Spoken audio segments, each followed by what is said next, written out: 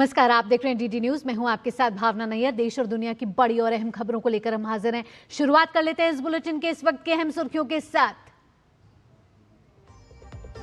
संसद के दोनों सदनों में बजट पर चर्चा जारी। वित्त मंत्री निर्मला सीतारमण आज राज्यसभा में देंगी जवाब। वहीं लोकसभा में औद्योगिक संबंध संहिता संशोधन विधेयक किया जाएगा पेश।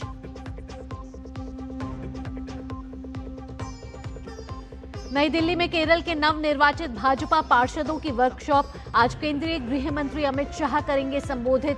संगठन को मजबूत बनाने का देंगे मंत्र।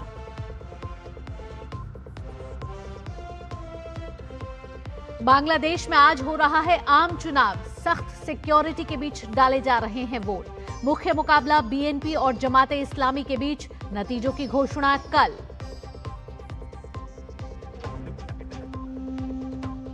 इजरायली प्रधानमंत्री नेतन्याहू ने व्हाइट हाउस में डोनाल्ड ट्रंप से की मुलाकात। ट्रंप ने ईरान के साथ वार्ता जारी रखने पर दिया जोर। कहा, इस बार ईरान अपनाएगा अधिक तर्कसंगत और जिम्मेदार रवैया। खेल की खबरों में आईसीसी टी20 विश्व कप में आज भारत का मुकाबला नामीबिया से। जीत के सिलसिले को बरकरार रखने के इरादे से मैदान पर उतरेगी टीम इंडिया।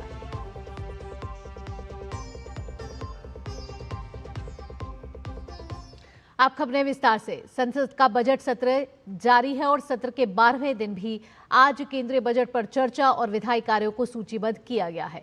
विधायी कार्य के तहत केंद्रीय श्रम मंत्री डॉक्टर मनसुख मांडविया और आज लोकसभा में औद्योगिक संबंध संहिता संशोधन विधेयक 2026 को विचार और पारित करने के लिए रखेंगे।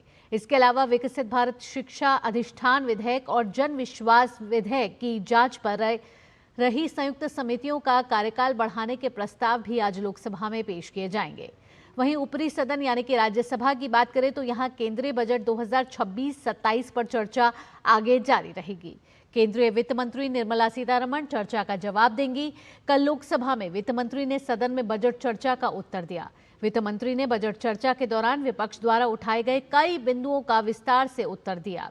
वित्त मंत्री ने मोदी सरकार की सफलताओं और किसानों के प्रति प्रतिबद्धता का जिक्र भी किया।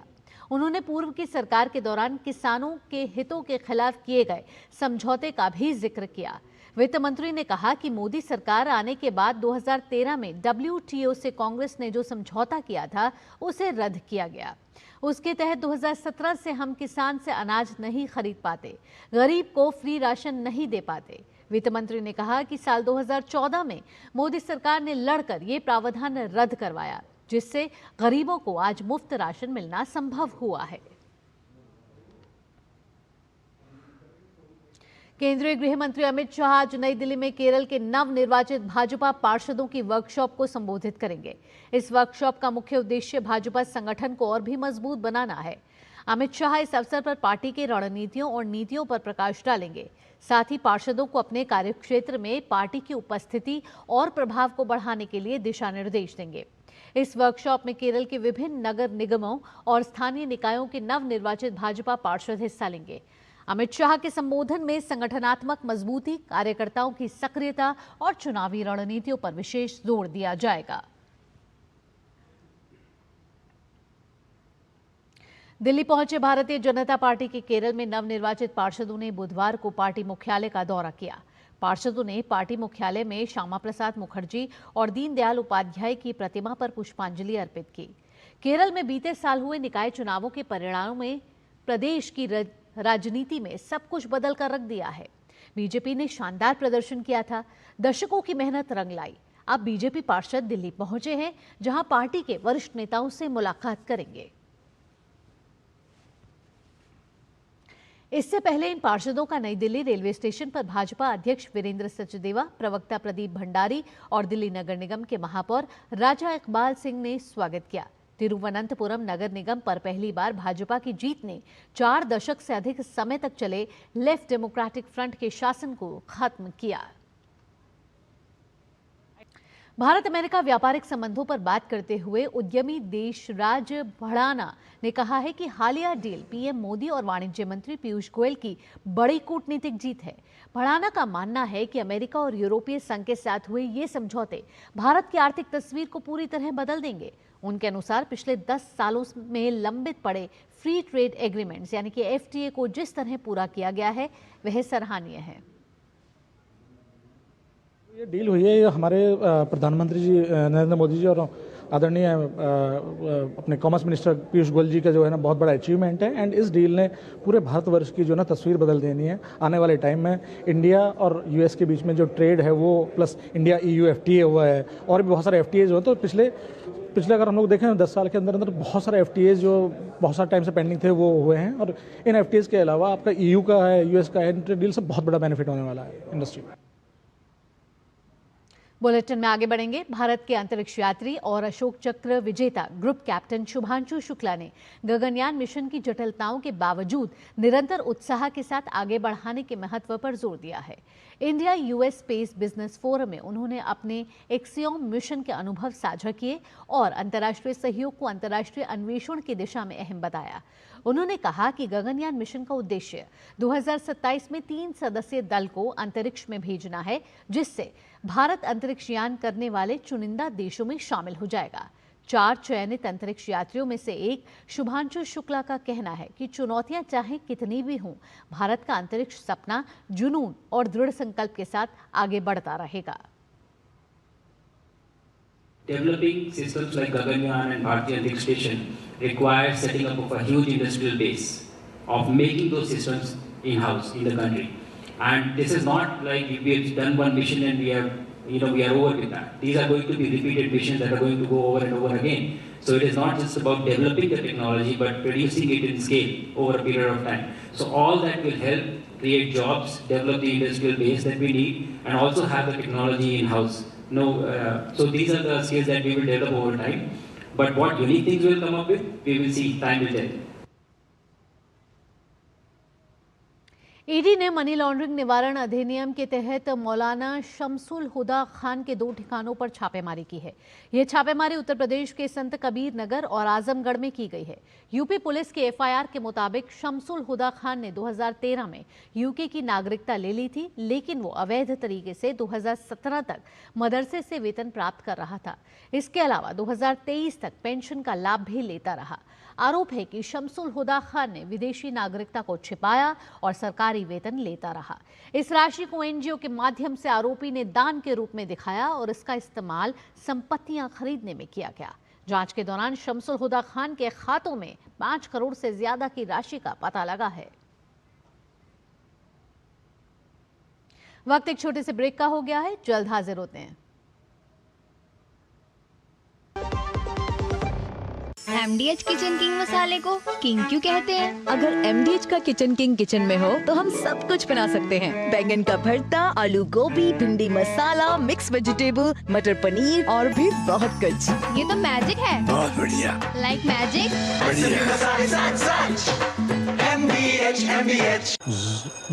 मैसेज। डियर इन्वेस्टर, एक एक्सपर्ट स्टॉक टिप खास आपके लिए। ये ऐप डाउनलोड करो और पैसे डबल करो। एक्सपर्ट जी, बदमाश का बाप हूँ मैं। ऐप डाउनलोड करने से पहले मैं आपका पूरा रिपोर्ट कार्ड निकालूं। मैं मूर्ख नहीं हूँ। डिस्टेंस। UPI कहता है अगर कोई ऐसी सलाह दे तो पहले एडवाइजर की पूरी जांच कर ले और कहे मैं मूर्ख नहीं।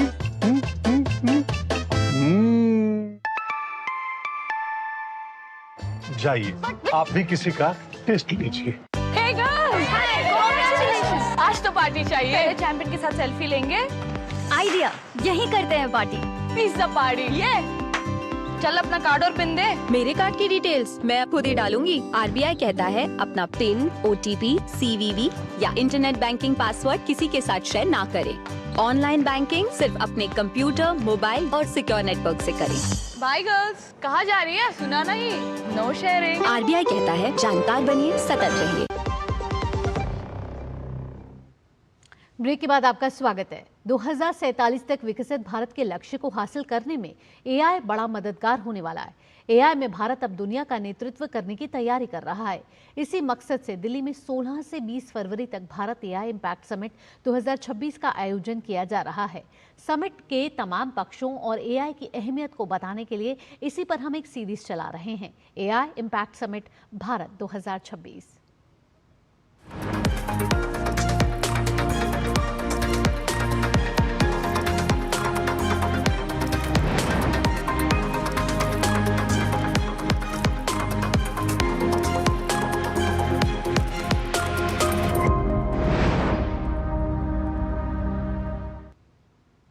कृषि में एआई तकनीक एक नया अध्याय लिख रही है। मौसम की सटीक जानकारी से लेकर मिट्टी परीक्षण, कीट नियंत्रण और बाजार भाव तक एआई तकनीक खेती को स्मार्ट, सुरक्षित और मुनाफेदार बना रही है। कैसे बदल रही है एआई आधारित भारतीय कृषि की तस्वीर, आइए जानते हैं इस खास रिपोर्ट के जरिए। एआई से सशक्त किसान, एआई से खेती बनी स्मार्ट। भारत की विकास यात्रा में आर्टिफिशियल इंटेलिजेंस एक परिवर्तनकारी ताकत के रूप में उभरा है। यह नागरिकों को सशक्त करने के साथ ही खेती किसानी को भी बेहतर बना रहा है। इसकी मदद से न केवल फसल उत्पादन क्षमता में तेजी से बढ़ोतरी हो रही है, बल्कि खेती की लागत भी काफी कम हुई है। एआई के क्षेत्र में सरकार के सकारात्मक प्रयासों का नतीजा है कि खेती अब केवल परंपरागत तरीकों पर निर्भर न होकर स्मार्ट, कुशल और टेक्नोलॉजी आधारित बनती जा रही है, जिसमें सरकार बीज से लेकर बाजार तक किसान की यात्रा को आसान, पारदर्शी और लाभकारी बनाने में जुटी है। किसानों की सहायता के लिए कृषि क्षेत्र में विभिन्न चुनौतियों का समाधान करने के लिए एआई की तकनीक को तेजी से अपनाया गया है। इससे किसानों को मिट्टी की गुणवत्ता की जांच, फसल के लिए सही बुवाई समय, मौसम का सटीक पूर्वानुमान, सिंचाई प्रबंधन, कीट और रोग नियंत्रण के साथ बेहतर उत्पादन तकनीकों की जानकारी अपने मोबाइल या डिजिटल डिवाइस पर सटीक प्राप्त हो रही है। कब क्रॉप्स को सो करना है, कभी कैसे इरिगेशन करना है, कैसे फर्टिलाइजर यूज करना है और कौन से पेस्ट आ रही हैं, ये सारे फैसले और सारे जो डिसीजंस हैं ये एआई के द्वारा और बेहतरीन हो सकती हैं और उससे क्रॉप प्रोडक्टिविटी बढ़ सकती है और फार्मर्स की इनकम बढ़ सकती है। प्रधानमंत्री जी ने डबलिंग फार्मर्स इनकम एक बहुत बड़ा लक्ष्य बनाया है, ये एआई से हासिल हो सकता है। सरकार की क्रांतिकारी पहल में किसान ई मित्र एआई संचालित चैटबॉट भी अहम भूमिका निभा रहा है, जो किसानों की योजनाओं के साथ मौसम और बाजार की जानकारी 24 घंटे उपलब्ध देने में सक्षम है। ये चैटबॉट 11 भाषाओं में उपलब्ध है, जिससे किसानों को उनकी मूल भाषा में भी जवाब मिलता है। इसके अलावा राष्ट्रीय कीट निगरानी प्रणाली से किसान कीट प्रबंधन से संबंधित सलाह प्राप्त करके कीटों से होने वाले नुकसान को कम कर रहे हैं। मोदी जी की सरकार है जिसने एआई का उपयोग किसानों की उत्पादकता बढ़ाने में, सततता के लिए और आजीविका के सुधार में लाने के लिए करने का फैसला किया है। हमने एक नहीं अनेकों योजनाएं बनाई है। एक है हमारी किसान ई मित्र, और किसान ई मित्र ये आवाज आधारित एआई चैटबॉट है। पीएम किसान सम्मान निधि हो, फसल बीमा योजना हो, किसान क्रेडिट कार्ड से जुड़ी समस्याएं हो, किसान अपने सवाल इस चैटबॉट के माध्यम से पूछता है और उसको तत्काल जवाब मिलता है। और ये केवल हिंदी और अंग्रेजी में नहीं है। मुझे बताते हुए प्रसन्नता है कि 11 क्षेत्रीय भाषाओं में किसानों के सवाल का जवाब देने का काम एआई के माध्यम से दिया जा रहा है। वित्त वर्ष 2026-2027 के आम बजट में भी किसानों को सशक्त बनाने, उन्हें नई तकनीक से जोड़ने और कृषि क्षेत्र की उत्पादकता बढ़ाने पर जोर दिया गया है। वित्त मंत्री ने बजट भाषण में किसानों के लिए भारत विस्तार नाम से एक नई पहल की घोषणा की है, जिससे कृषि क्षेत्र में डिजिटल क्रांति के रूप में देखा जा रहा है। भारत विस्तार एक बहुभाषी एआई सिस्टम होगा जो किसानों को खेती से जुड़ी सारी जरूरी जानकारी एक ही प्लेटफॉर्म पर उपलब्ध कराएगा। इससे कृषि उत्पादकता में वृद्धि होगी, जो किसानों को उचित निर्णय लेने में सक्षम बनाएगा। इस पहल से किसानों को सिर्फ खेती की तकनीक नहीं, बल्कि बाजार की जानकारी, बीज और उर्वरक से जुड़ी सलाह भी मिल सकेगी। कुल मिलाकर खेती में एआई तकनीक गेम चेंजर साबित होने के साथ किसानों को आत्मनिर्भर भी बना रहा है। Bureau report, DD news. आइए अब जानते हैं कि एआई हेल्थ सेक्टर में कैसे काम कर रहा है। भारत में स्वास्थ्य सेवा में एआई और डिजिटल तकनीक ने नया मोड़ लिया है। प्रारंभिक निदान, व्यक्तिगत इलाज, टेलीमेडिसिन और रोग निगरानी में एआई का योगदान बढ़ रहा है, जिससे इलाज सटीक, किफायती और प्रभावी हो रहा है। एआई अब डॉक्टरों का सहायक बनकर देश की स्वास्थ्य व्यवस्था को कैसे सशक्त बना रहा है, आइए देखते हैं इस खास रिपोर्ट के जरिए।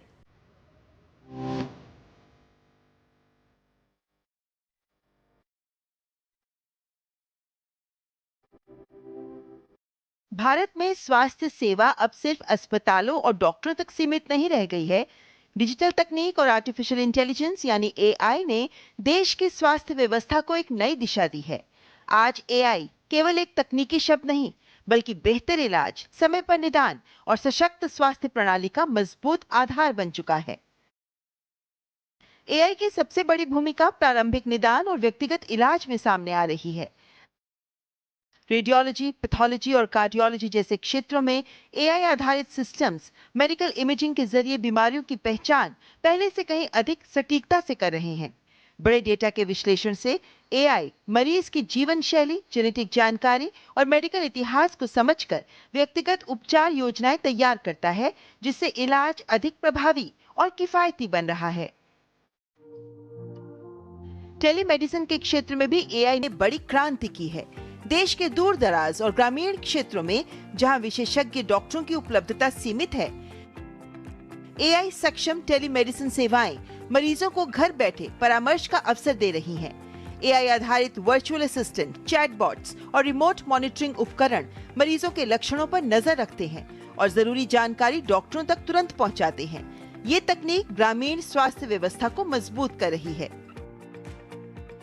सार्वजनिक स्वास्थ्य और रोग निगरानी में भी एआई की भूमिका अहम हो गई है। देश भर में बीमारी के फैलाव, संभावित जोखिम और महामारी की आशंका पर एआई आधारित निगरानी प्रणाली काम कर रही है। राष्ट्रीय रोग नियंत्रण केंद्र यानी एनसीडीसी एआई की मदद से डेटा विश्लेषण कर किसी भी क्षेत्र में बीमारी के खतरे को पहले ही पहचानने में सक्षम हो रहा है, जिससे समय रहते जरूरी कदम उठाए जा सकते हैं। बीमारी हो गई तो एआई उसे क्योर करने में भी हेल्प कर सकता है, और न ही डायग्नोस करने में, बल्कि क्या ट्रीटमेंट है, क्या साइड इफेक्ट्स हैं, ये भी फ्रैक्टल ने बनाया वैद्या.ai। वैद्या जो है एक ऐसा है जैसे चैट जीपीटी है, वो हेल्थ केयर के लिए चैट जीपीटी है। आप अपने रिपोर्ट्स अपलोड कर सकते हैं, अपने साइड इफेक्ट्स पता कर सकते हैं, और वो आपको नच भी करेगा कि आप ऐसे लाइफस्टाइल चॉइसेस करें ताकि आपका हेल्थ इंप्रूव हो जाए। अस्पतालों और स्वास्थ्य संस्थानों में एआई प्रशासनिक कार्यों को भी आसान बना रहा है।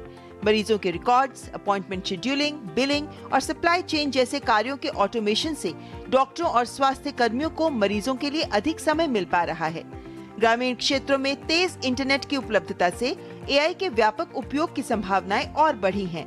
साथ ही डॉक्टरों और स्वास्थ्य कर्मियों को एआई के उपयोग का प्रशिक्षण देकर इसके प्रभावी इस्तेमाल पर भी जोर दिया जा रहा है। विशेषज्ञों का मानना है कि एआई डॉक्टरों का विकल्प नहीं, बल्कि उनका सहयोगी है। मशीनें तेज विश्लेषण और डेटा आधारित सुझाव देती हैं, लेकिन अंतिम निर्णय हमेशा मानवीय समझ, नैतिकता और संवेदनशीलता से ही लिया जाएगा। आज भारत डिजिटल और एआई सक्षम स्वास्थ्य सेवा की ओर तेजी से आगे बढ़ रहा है। टीबी मुक्त भारत अभियान जैसे राष्ट्रीय कार्यक्रमों में भी एआई का व्यापक इस्तेमाल किया जा रहा है। तकनीक, नीति और मानवीय सहानुभूति के मेल से देश एक मजबूत, समावेशी और भविष्य तैयार स्वास्थ्य प्रणाली की ओर बढ़ रहा है। Nitendra Singh, DD news. दिल्ली में भारत बोधन एआई कॉन्क्लेव का आयोजन होने जा रहा है। आज और कल आयोजित होने वाला ये कॉन्क्लेव एआई सक्षम शिक्षा में रणनीतिक साझेदारी निर्माण के लिए एक राष्ट्रीय मंच है। इस कॉन्क्लेव का उद्देश्य शिक्षा पारिस्थितिकी तंत्र में प्रमुख हितधारकों, नवाचारों और विस्तार क्षमता का मानचित्रण करना है। कॉन्क्लेव की शुरुआत आज भारत मंडपम में होगी।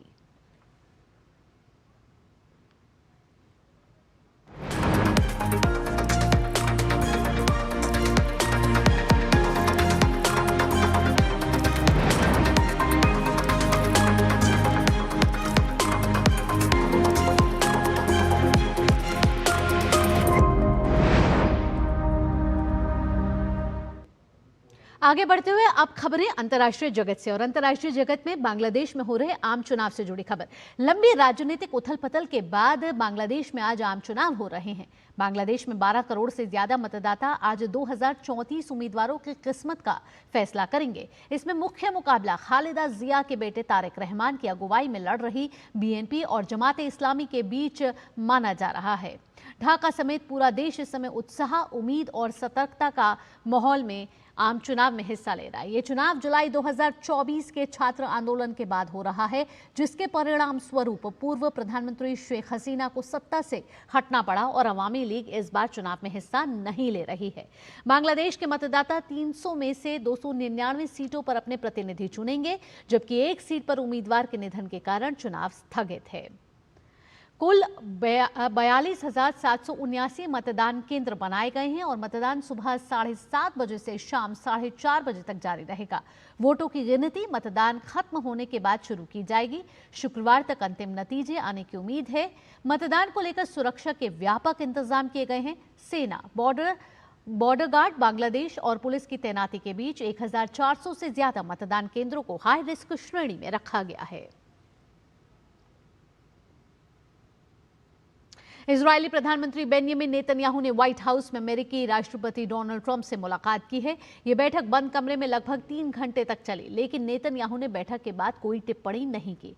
हालांकि राष्ट्रपति ट्रंप ने बाद में ट्रुथ सोशल पर इस मुलाकात को बेहद सार्थक बताया, लेकिन कहा कि इससे कोई ठोस नतीजा नहीं निकला है। ट्रंप ने ईरान के साथ परमाणु समझौते की दिशा में बातचीत जारी रखने का संकेत दिया और कहा कि यदि ईरान इस बार भी इनकार करता है तो आगे की स्थिति के अनुसार निर्णय लिया जाएगा।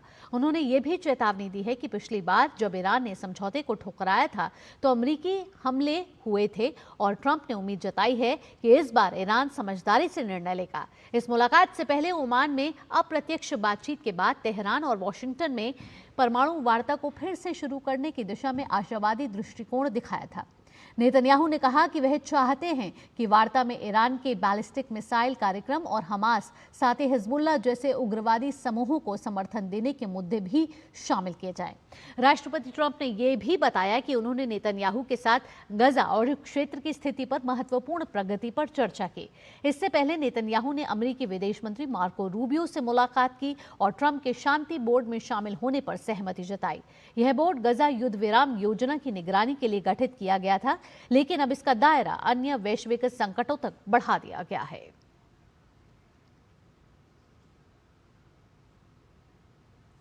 स्वामी दयानंद सरस्वती 19वीं शताब्दी के महान समाज सुधारक थे। उन्होंने पाखंड, अंधविश्वास और सामाजिक कुरीतियों के खिलाफ आवाज उठाई, जाति प्रथा का विरोध और विधवा विवाह का समर्थन किया।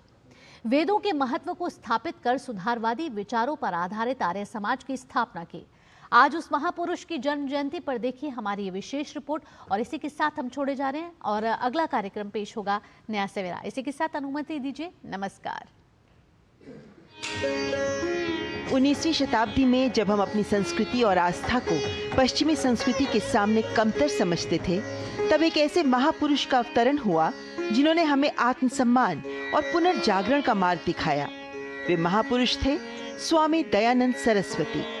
12 फरवरी 1824 को गुजरात में जन्मे स्वामी दयानंद सरस्वती ने शिक्षा से लेकर समाज के उत्थान के लिए जीवन पर्यंत काम किया और इसी कारण सन्यासी योद्धा कहलाए। वे स्वामी जी ही थे जिन्होंने स्वराज का नारा दिया, जिसे बाद में लोकमान्य तिलक ने आगे बढ़ाया। स्वामी जी हमेशा अपने उपदेशों के जरिए युवाओं को देश प्रेम और देश की स्वतंत्रता के लिए मर मिटने की प्रेरणा देते रहे। उन्होंने जीवन भर हिंदी भाषा का प्रचार किया। स्वामी दयानंद सरस्वती ने 10 अप्रैल 1875 को आर्य समाज की स्थापना की, जिसका मकसद देश में रूढ़ियों, कुरीतियों, आडंबरों, पाखंडों से मुक्त एक नए स्वर्णिम समाज की स्थापना करना था। वेदों का प्रचार करने के लिए उन्होंने पूरे देश का दौरा किया और लोगों को वेदों की महत्ता के बारे में बताया। स्वामी जी ने धर्म परिवर्तन कर चुके लोगों को फिर से हिंदू बनने की प्रेरणा देकर शुद्धि आंदोलन चलाया। 1886 में लाहौर में स्वामी दयानंद के अनुयायी लाला हंसराज ने दयानंद एंग्लो वैदिक कॉलेज की स्थापना की। हिंदू समाज को इससे नई चेतना मिली और अनेक संस्कारगत कुरीतियों से छुटकारा मिला। दयानंद सरस्वती एकेश्वरवाद में विश्वास करते थे। उन्होंने जातिवाद और बाल विवाह का विरोध किया और नारी शिक्षा के साथ ही विधवा विवाह को प्रोत्साहित किया। समाज सुधार के साथ ही दयानंद सरस्वती ने अंग्रेजों के खिलाफ भी कई अभियान चलाए। उन्होंने ही कहा कि भारत भारतीयों का है। उन्होंने अपने प्रवचनों के जरिए भारतवासियों को राष्ट्रीयता का उपदेश दिया और भारतीयों को देश पर मर मिटने के लिए प्रेरित किया। दयानंद सरस्वती ने अपने विचारों के प्रचार के लिए हिंदी भाषा को अपनाया। उनकी सभी रचनाएं और सबसे महत्वपूर्ण ग्रंथ सत्यार्थ प्रकाश मूल रूप से हिंदी भाषा में लिखा गया। सत्यार्थ प्रकाश विश्व भर में व्याप्त बुराइयों और चमत्कारों को चुनौती देने वाला सबसे पहला ग्रंथ है। दयानंद सरस्वती धार्मिक संकीर्णता और पाखंड के घोर विरोधी थे। वे सामाजिक और आध्यात्मिक सुधार के निर्भीक योद्धा थे। उन्होंने शैक्षिक और सामाजिक सुधार, विशेषकर महिला सशक्तिकरण और अस्पृश्यता उन्मूलन के लिए प्रभावशाली उपाय किए। उनका कार्य आज भी भारतीय समाज और पूरे विश्व के लिए बेहद प्रासंगिक है। दरअसल 19वीं सदी के सामाजिक, धार्मिक और सांस्कृतिक आंदोलनों में दयानंद स्वयं एक आंदोलन थे। शिक्षा का प्रसार, कुप्रथाओं और कुरीतियों का निवारण, स्त्री और पिछड़ों की शिक्षा, स्वदेशी राष्ट्रीयता का विकास, रूढ़िवादिता को खत्म करने और अपनी संस्कृति के प्रति गर्व का भाव जगाने के लिए जो ठोस काम स्वामी दयानंद सरस्वती ने 150 वर्ष पहले किया, वो आज तक कोई व्यक्ति या संगठन नहीं कर पाया। 30 अक्टूबर 1883 को भारत के इस दूरदर्शी और क्रांतिकारी समाज सुधारक का निधन हो गया। दयानंद जितने प्रासंगिक 19वीं सदी में थे, उतने ही प्रासंगिक हर युग और हर खंड में रहेंगे। कारण विज्ञान और तकनीक चाहे जितनी उन्नति कर ले, मनुष्य की धर्म, अर्थ, काम व मोक्ष की भावभूमि वही रहेगी जो अनादिकाल से चली आ रही है और जो अनंत काल तक चलती रहेगी। स्वामी दयानंद सरस्वती अपने महान व्यक्तित्व एवं विलक्षण प्रतिभा की वजह से जनमानस के हृदय में आज भी विराजमान हैं। Bureau report, DD news.